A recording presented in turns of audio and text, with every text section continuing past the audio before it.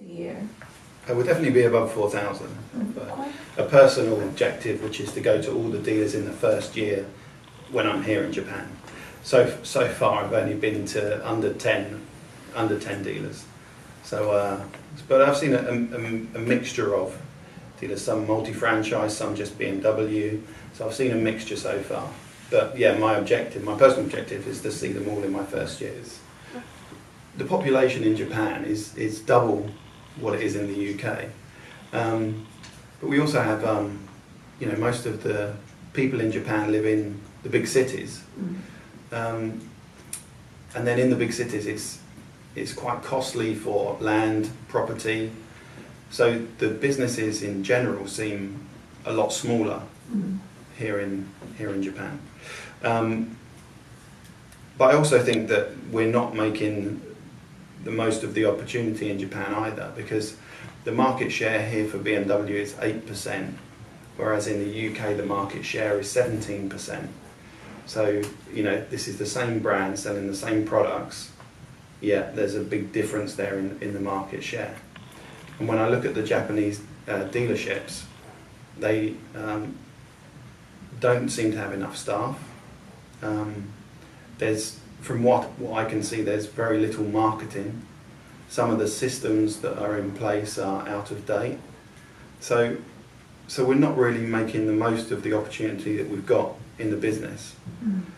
So my challenge over the next 3-5 years is to make sure that the BMW dealers in Japan, get the most out of the opportunity that we're presented with. And that would be to increase this market share and make the businesses more stronger than they are today. Strengthening process, people, systems. I think it's different from market to market. I mean, I spent obviously most of my career in the UK, and if I look at a UK motorcycle dealer, purely BMW dealers looking at, the average BMW motorcycle dealer in the UK sells to customers 250 bikes a year. So in Japan, the average BMW dealer is just under 100 motorcycles a year. So there's a massive difference there. So the businesses in the UK are bigger, more staff. So they do things in some ways quite like a car dealer. They're proactive about their marketing. They want to develop a community of loyal customers to try and gain repeat business.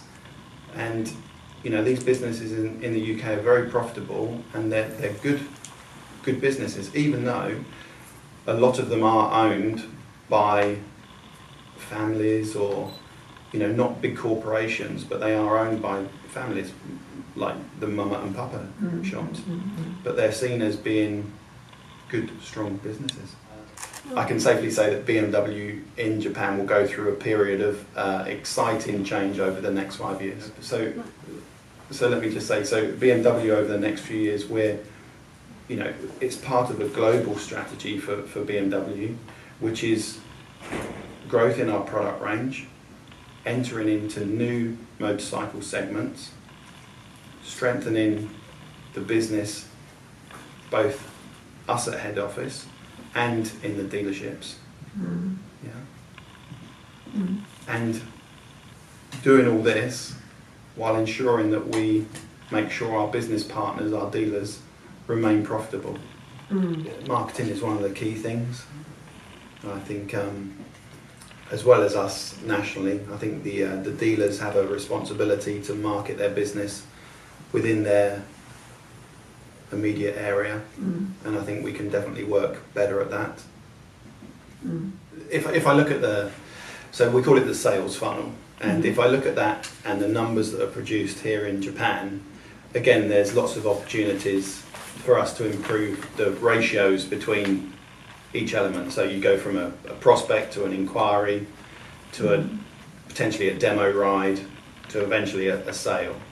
And you look at the ratios between each element, and if I compare the ratios here in Japan to the ratios in the UK, let's just say we've got some room for improvement here in Japan. Yeah, the launch will be in the first half of the year, so scheduled at the moment for March time. Size of it? Well, it's based on the same battery size as the i3. It's 11 kilowatts of power. That's the equivalent of 15 horsepower and 72 newton meters of torque. But yeah, so smaller license holders can ride the CF.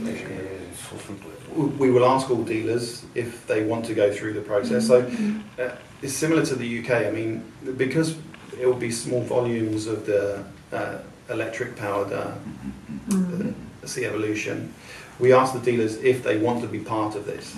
So they can opt out if they want to. But those that want to opt in to sell and maintain the electric-powered C-Evolution, of course, they will go through the full training. Our head technical guy at the moment has been over to Munich to be trained by the team in Munich, and he will then train the technicians in the dealerships. We would like them all to, because there's, in my eyes, there's no reason why any BMW dealer shouldn't sell all of our product. But we know there's a degree of investment, additional investment required for workshops to be able to maintain electric-powered vehicles. And if, because of the small volume of sales expected, if the dealership doesn't feel that they're going to get a return on their investment, then that's okay. We're allowing them to opt out, if you like. This is exactly the same on the car side of the business. So not every car dealership is also an electric dealership. I'm not going to give any numbers, but like I say, we don't expect it to be our most popular bike within the BMW motor range here in Japan. That's not what we're looking at here, but it's a commitment from BMW globally that we've invested in electric power, and every market should promote electric powered vehicles in their market. Yeah, so it's very interesting the dealerships that we have in Japan. So some dealerships, if I'm completely honest, they don't want to change. They want to stay the way they are. Some dealerships are open-minded about change. They just need some help in what they need to change. And then we have some dealerships that are already coming to us asking how they can change their business to take advantage for the future. They're proactive towards change. So we have kind of three very different types of dealer that are in Japan, and different types of people that are running these businesses. So our biggest challenge is to try and make all these dealerships more open-minded towards change, and the benefits that can come to the business because of this change. But I sit in the manufacturers' meetings with Jaya, and I've only attended one Jaya meeting with the manufacturers, and this was the first time that I'd heard about this objective to try and achieve 1 million sales, which I think is a very ambitious objective, but it's clear to me that if the manufacturers work well together, which they can do, then we give the opportunity to help to achieve the 1 million target. I think it is very ambitious, but what I learned from the UK is various manufacturers will be open-minded in motorcycles, not so in cars, but in motorcycles, to work together at events, to create an event for motorcycle customers to come along and try the bikes of different brands, in the view of promoting motorcycling in general, doing something good for the industry. And at the Jaya meeting I raised this. I said to a number of manufacturers, we could work together to do this kind of thing because we've done it in the UK. And as long as the manufacturers are open-minded about working together, then things like this could work. But I think, like I say, BMW, we're completely behind any incentives like this to try and grow the industry in Japan. It would get completely our support. And I hope that when I was at the Jaya meeting, that came across that BMW would give our full support.